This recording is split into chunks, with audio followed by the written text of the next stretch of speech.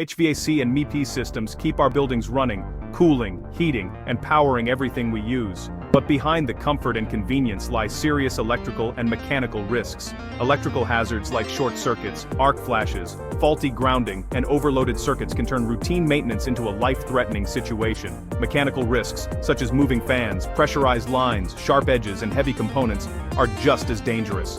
Safety starts with one golden rule: isolate energy sources. Always use lockout and tagout procedures before opening any panel or touching any mechanical part.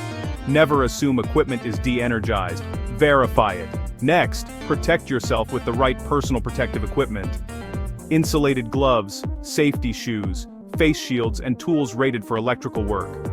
For mechanical tasks, use cut-resistant gloves, goggles, and secure lifting techniques. Regular inspection and maintenance reduce 80% of failures. Tighten connections, check insulation, clean filters, and ensure fans and belts are properly aligned. Remember, HVAC and MEP systems are safe only when handled with skill, caution, and respect. Stay alert, follow procedures, and make safety part of every task.